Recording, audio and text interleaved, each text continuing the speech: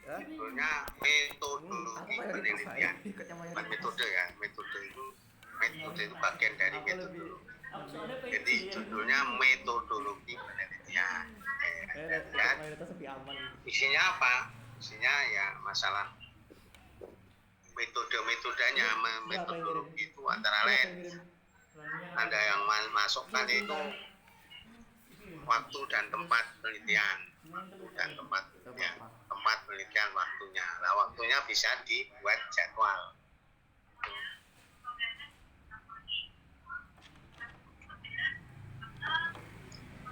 Apalagi waktu tempatnya sudah jelas, ada tempatnya di mana, dia sama mana dan sebagainya. Waktunya Anda mulai bulan apa, misalnya semester 1 atau semester 2, kan ada bulan-bulan itu ada buat.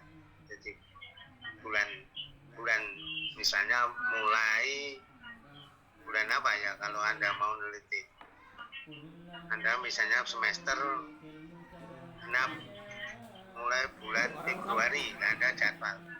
Jadi Februari minggu pertama menyiapkan apa, observasi lapangan misalnya, terus minggu kedua apa yang dikerjakan. Itu waktu itu jadwal, bisa dilampirkan buat jadwal. Anda milih yang kira-kira milih semester atau waktu yang Anda cocoki, Anda sesuaikan dengan ini, mau menyelesaikan berapa lama dan sebagainya, itu di jadwal.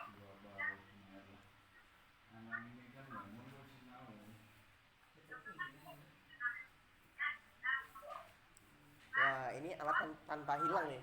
Ini C ya. Buku siapa C, tuh? Beethoven C.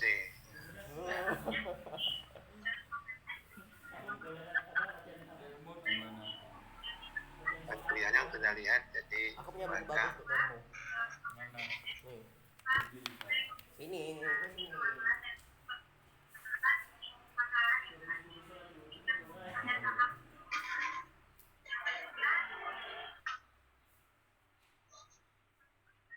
Ini maaf, saya sambil uji ini bareng-bareng, jadwalnya ini bareng, jadi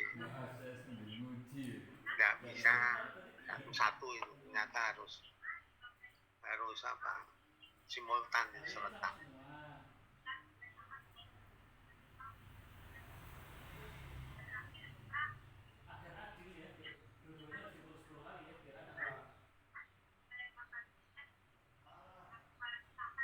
Anda buka bahannya, sudah saya kirim ya.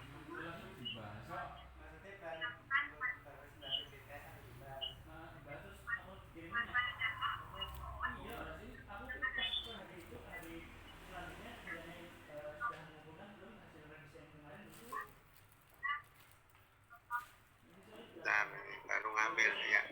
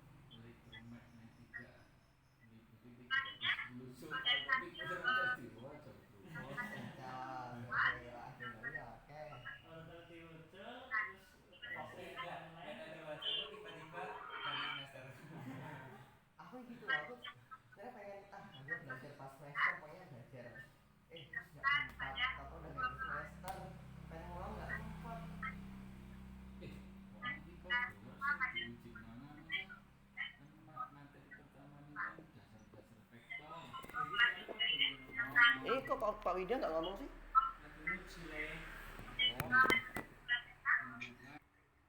Kalau datanya berbentuk kemampuan, ya tes. Tapi kalau hanya sekedar tanggapan, ya boleh pakai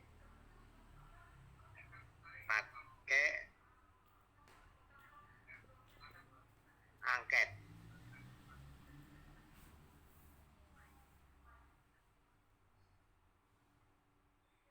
Ini misalnya ambil saya instrumen penelitian.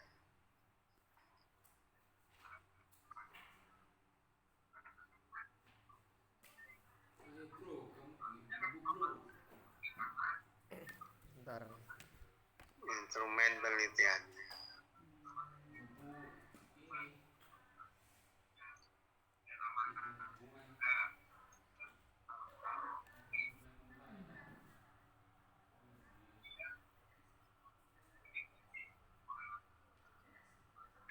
Ya.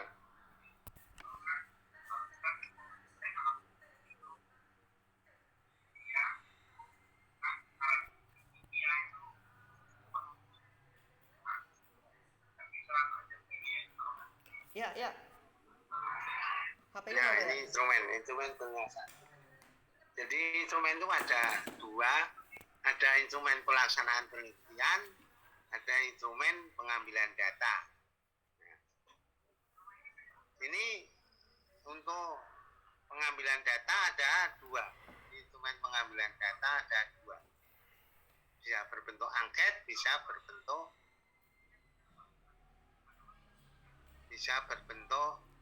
tes.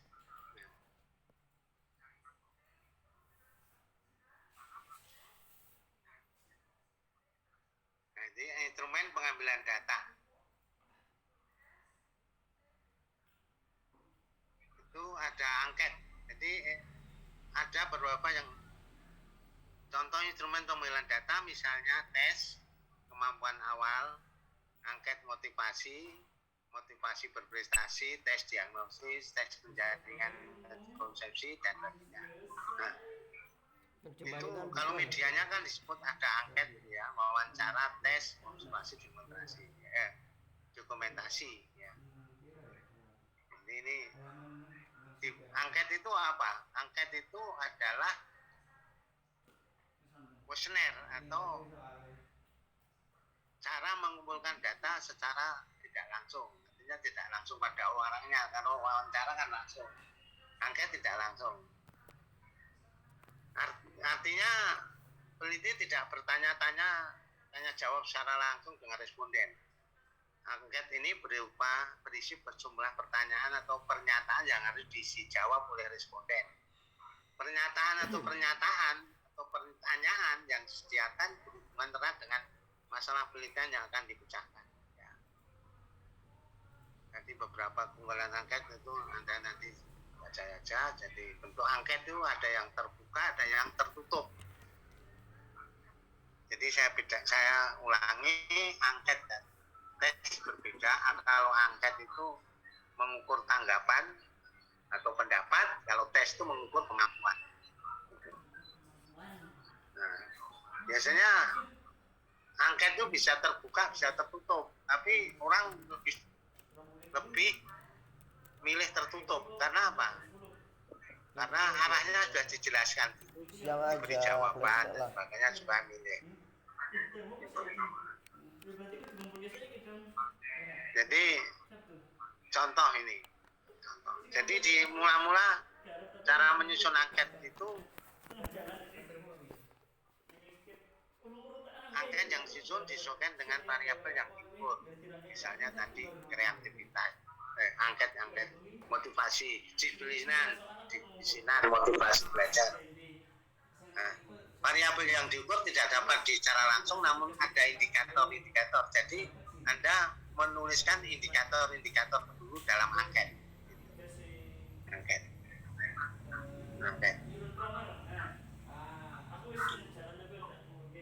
Sampai di sini dulu sebelum kita susun bedanya angket dan tes. Silakan kalau ada. Mau izin bertanya, Prof? Silakan. Kalau misalnya yang bukan menggunakan angket, satu lagi yang uji, yang tes. Itu kan berarti kan sifatnya kan pengukuran ya, terutama kalau penelitiannya tuh eksperimen buat ngukur. Nah berarti itu apa kita harus ini nggak sih Prof, sebelum dan sesudah gitu, kayak nggak bisa sesudah doang, karena kita harus tahu juga sebelumnya itu siswanya dari mana, terus setelah dikasih metode ini atau dikasih perlakuan ini hasilnya seperti apa, kayak gitu bukan Prof? Ya, bisa. Jadi itu tesnya ini pelaksanaan tes. Jadi ada tes. Nah, untuk melihat misalnya motivasi, untuk melihat kenaikan motivasi. Jadi kita buat dulu tes motivasi. Misalnya pada PTK ya, tes motivasi, saya teskan dulu pada siswa. Kan diukur hasilnya. Teruslah Anda melakukan pembelajaran. Hasilnya setelah pembelajaran diukur lagi. Jadi namanya pre dan post test design. Pre dan post test design. Jadi untuk melihat kenaikan di awal dulu dilihat, dites, kemudian hasilnya seperti apa, nanti di pembelajaran diukur lagi. Nah, ada peningkatan dan hasilnya diukur lagi, terus dibandingkan. Namanya ada, kalau semakin bagus, namanya ada kenaikan. Nah, miskonsepsi juga begitu. Dibuat tes diagnosis miskonsepsi. Sebelum diberi pembelajaran, dites. Ada miskonsepsi tidak? Ada. Terus diberi pembelajaran, dites lagi. Bagaimana miskonsepsinya? Bisa tereduksi, bisa terkurangi atau tidak? Gitu. Itu namanya meremediasi. Jadi diberi perlakuan. Itu begitu yang ditanyakan. Jadi nanti ada awal, ada akhir. Oke, itu Mbak maksudnya. Iya betul Prof, terima kasih Prof. Ya, nah sekarang akan membuat angket. Angket itu Anda boleh menggunakan yang sudah ada. Untuk S1 boleh saja menggunakan angket yang sudah ada. Tapi Anda mau membuat sendiri, boleh. Caranya bagaimana? Urutannya itu dibuat kisi-kisi. Jadi membuat kisi-kisi dulu. Misalnya menyusun angket motivasi. Motivasi itu apa? Itu dinyatakan dalam indikator atau prediktor. Misalnya Rosin mempunyai motivasi tinggi. Misalnya mempunyai motivasi tinggi itu indikatornya apa? Tunjukkan apa? Misalnya disiplin tentang waktu. Nah, itu indikator namanya. Indikator dari motivasi berprestasi. Itu ya. Jadi caranya disusun kisi-kisinya. Ya ini. Jadi indikator yang dimaksud dapat berbentuk tingkah laku yang dapat diamati sebagai penandanya tadi. Disiplin, waktu, itu kan penanda. Misalnya indikator motivasi berprestasi seperti ini misalnya.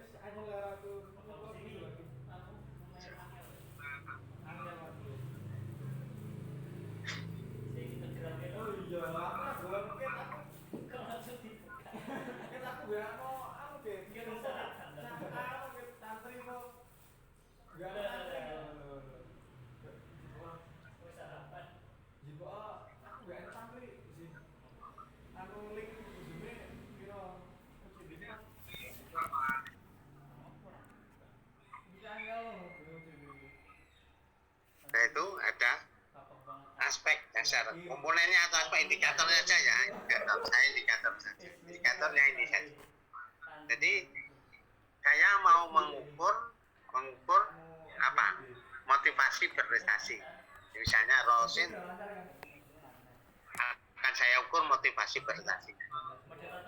Nah indikatornya itu kalau dia itu senang membaca buku-buku untuk mendapatkan pengetahuan baru, itu indikator. Terus senang bereksperimen untuk mendapatkan tambahan pengetahuan. Nanti ditanya itu, mana pakai angket. Nah, misalnya tidak mudah putus asa. Tidak putus asa. Berusaha mendapatkan hal yang baru. Kan ada orang Tidak suka menggantungkan orang lain. Itu loh. Itu kan tanda-tanda orang yang motivasi berprestasinya tinggi, ingin berprestasi. Mudah mengantisipasi lingkungan dan sebagainya. Dan terus ya. Terus gambarannya gitu. Terus itu indikator. Coba sekarang tentang indikatornya ada pertanyaan. Jadi pokoknya yang mau dibuat kalimat tes itu, angket itu diindikatorkan tuh, jadi sesuai indikatornya. Ada pertanyaan? Tidak ada. Nah, oke. Kalau tidak ada, kita mau buat namanya angket. Itu pakai skala pengukuran. Itu ada skala pengukurannya. Itu biasanya itu pakai skala pengukurannya itu diberi nilai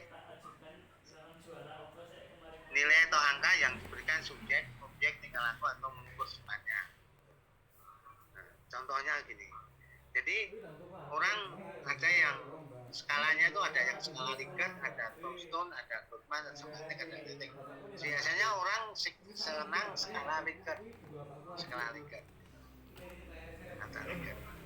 Skala Likert itu banyak digunakan untuk mengukur persepsi atau sikap seseorang. Untuk menilai sikap atau tingkah laku, peneliti mengajukan beberapa pertanyaan atau pernyataan yang harus dijawab oleh responden.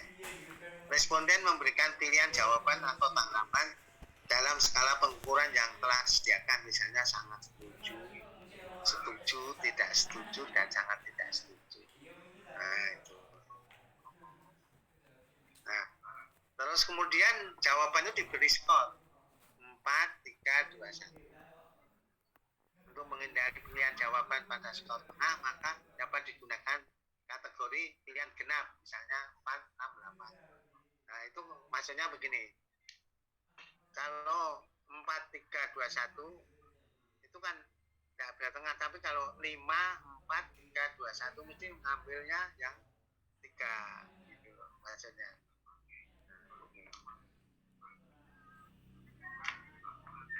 Nah, ini contohnya. Jadi contohnya ini diberi sangat setuju, diberi tik, misalnya nilainya 4, 3, 2, 1 nilainya. Nah, ini dinilai 4, 3, 2, 1. Nah, kita langsung saja contoh, saya kira contoh sisanya ini contoh ini kalau mau membuat ya. Contoh belajar secara terjadwal. Yang diukur itu belajar secara jadwal. Karena orang yang motivasi berprestasinya tinggi itu belajar secara terjadwal. Jadi tidak seenaknya, tapi jadwal, ada jadwal belajar. Nah, misalnya begini. Pada hari esoknya, besok pagi, ada mata pelajaran fisika. Dan tidak ada ulangan atau tes. Ini personal. Dalam hal ini, apakah Anda juga tetap belajar fisika pada siang hari atau malam harinya? Contoh angket. Jadi, misalnya pada esok harinya, besok itu ada pelajaran fisika, tapi tidak ada ulangan. Apakah Anda malam harinya tetap belajar? Maksudnya, pada esok harinya ada mata pelajaran fisika dan tidak ada ulangan ataupun tes. Dalam hal ini, apakah Anda juga tetap belajar fisika pada siang atau malam harinya? Tidak sama sekali, jarang sekali, sering kali, selalu. Coba Anda menjawab yang mana? Saya Malaysian. Yang mana?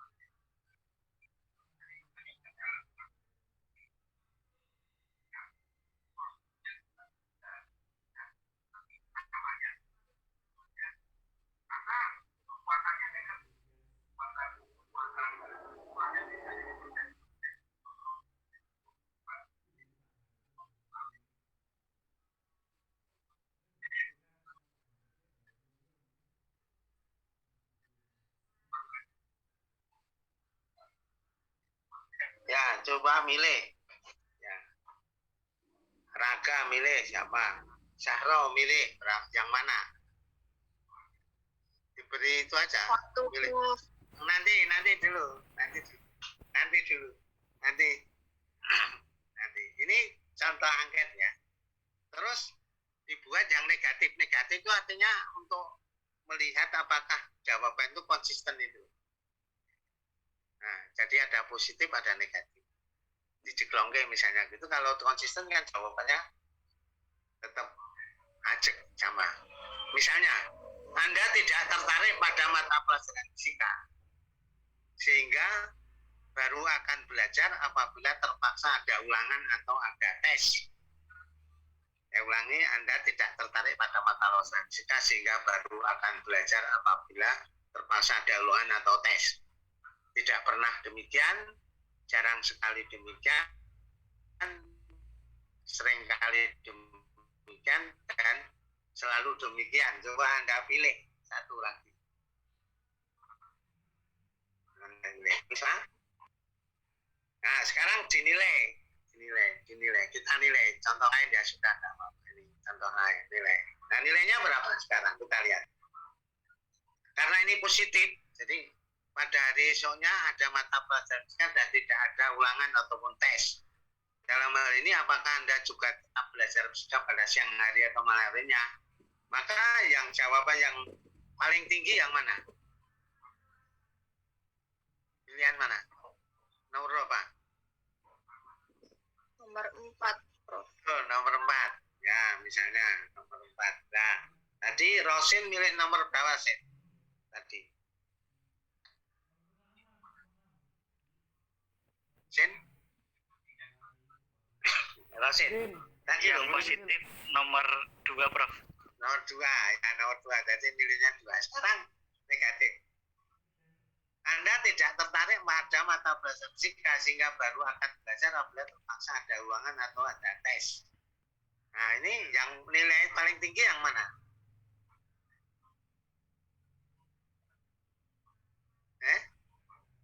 Yang diberi nomor 4 yang nomor mana? Nomor berapa? Nomor 1, Prof. Nomor 1 ya, nomor 1. Ini 4. 4 ini 3, ini 2, ini 1. Nah, Rosin yang negatif milih yang mana tadi, Jin? Yang nomor 2 juga, Prof. Nah, 2. Sekarang dijumlah.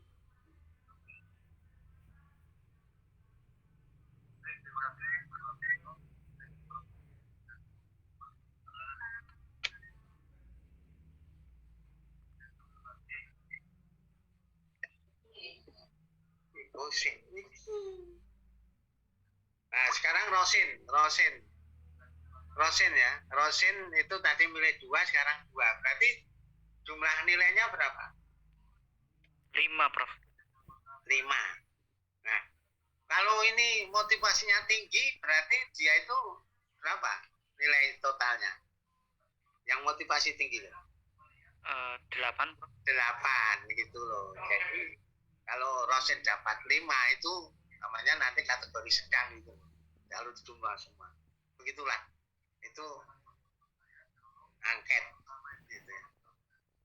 Angket ya. Ya, angket atau tesnya nanti itu tambahan saja dari nanti gini.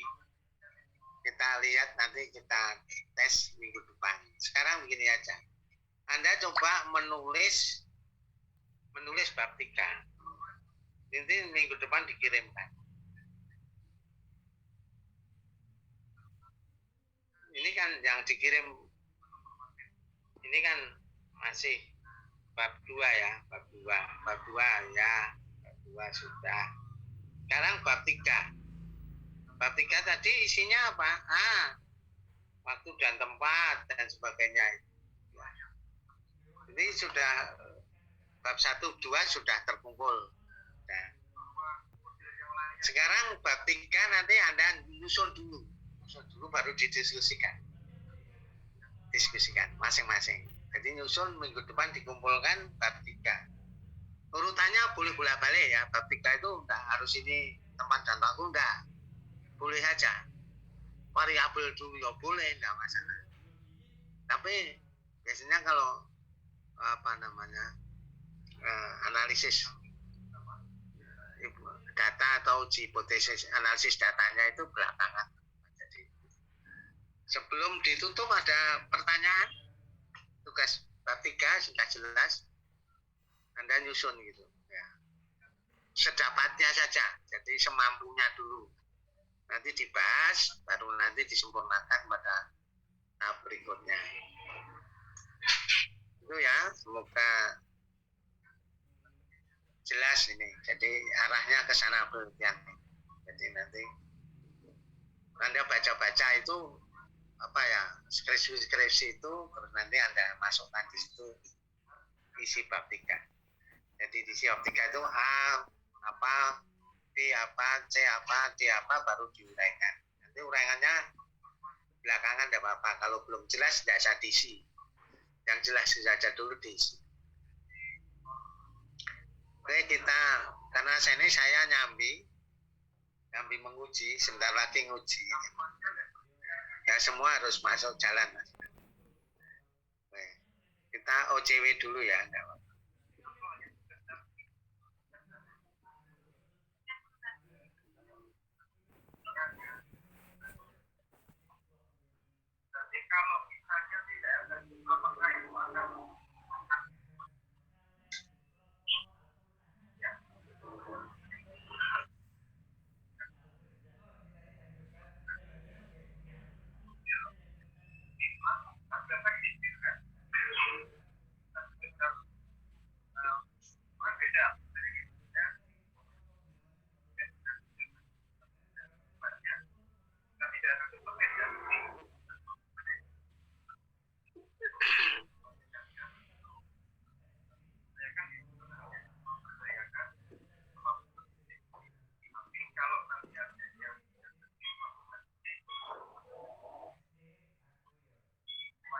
Kita OCW ya.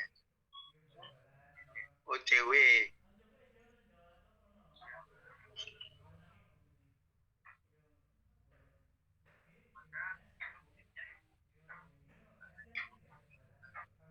bentar, ini sinyalnya rada. Nah,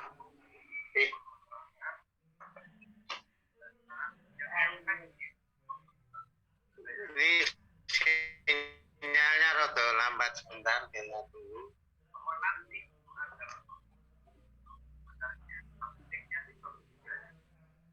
Ya, sudah masuk. Ya, ya, oke, kita pilih. Daftar mata kuliahnya adalah metodologi kelas C. B, A, C ini metodologi kelas C. Betul ya?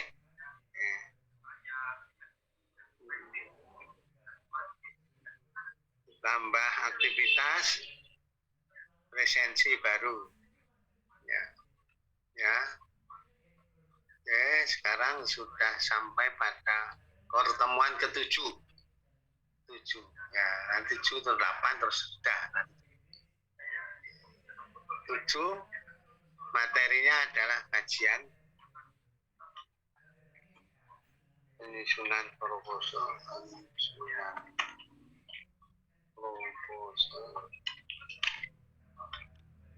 aplikasi metodologi pengajaran.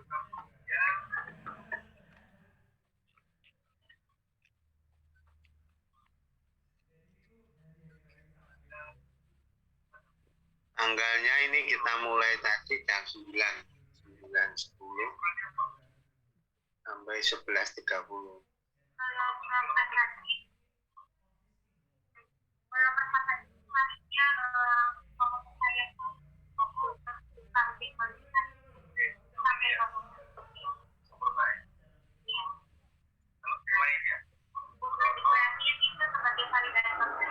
Media plafonnya adalah Zoom meeting.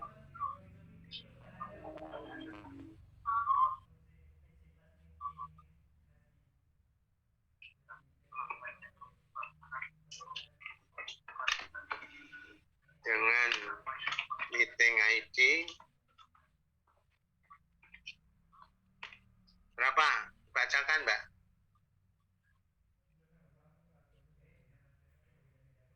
mau bacakan dulu. Apa? Berapa? 9 berapa? Sin, tolong Sin. Ini Prof, 948, 946, Ya, terus 946, 2790, 2790 terus 1291. 1291 pasportnya dan pasport Paskotnya pun 852, 852 686. 686. Oke. Nggih. Terus pilihannya kita kasus saja ya. Terus ini saya ulangi. Oke.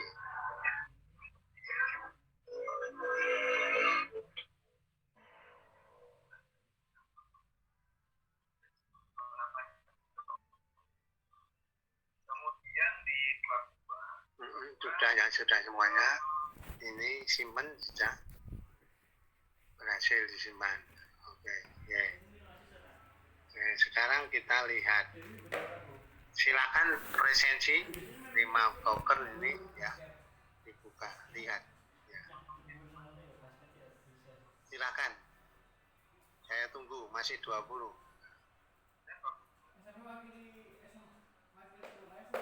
Ya, silakan saya tunggu.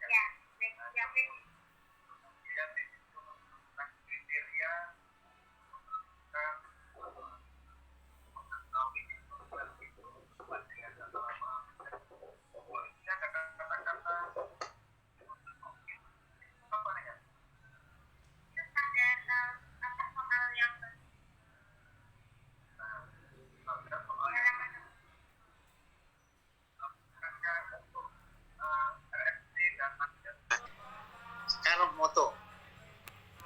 motret short screen. Tolong suruh diminta buka semua. Baik, Prof. Menunggu teman-teman on cam dulu. Tolong diberitahu, ayo. Sekarang ayo kan. Saya sambil uji ya.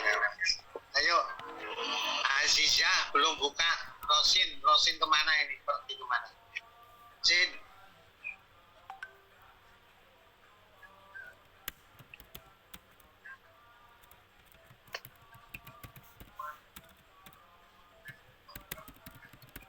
Mana malah hilang punya saya. Sudah semua nggih, Prof? Oh iya, saya sudah ya Mbak. Ya Mbak. Ya, baik, Prof. Diberi apa? Saya foto. Diberi apa? 1, 2, 3. Satu lagi. Bentar, Prof.